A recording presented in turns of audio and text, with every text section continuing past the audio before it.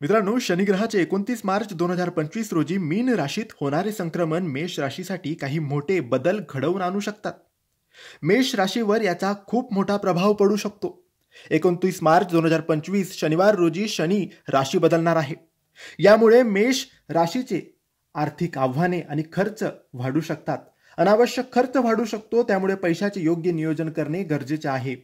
काहींना वैद्यकीय खर्च किंवा कर्ज फेडण्याचा भार जाणवू शकतो. मानसिक शांतीसाठी एकटेपणा वाटू शकतो किंवा ध्यान साधना याकडे ओढा तुमचा वाढू शकतो.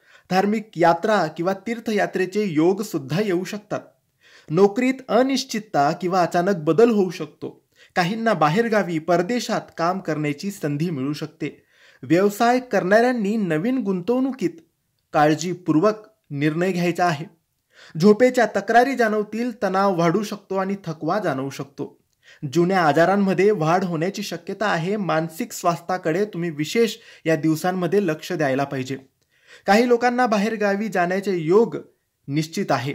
उच्च शिक्षण, नोकरी किंवा व्यवसायानिमित्ताने बाहेरगावी जावे लागू शकते. स्थलांतराच्या दृष्टीने हा काळ उपयुक्त आहे. मेष राशीच्या लोकांनी काही उपाय केले तर त्यांना लाभ होऊ शकतो. शनी मंदिरात जाऊन दर्शन घ्या. शनिवारी तेलाचे अभिषेक करा. नवीन आर्थिक गुंतवणूक विचारपूर्वक करा.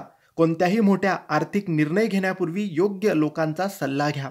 स्वतःच्या मानसिक आणि शारीरिक आरोग्याची काळजी घ्या. यासाठी ध्यान, योग आणि नियमित व्यायाम करा.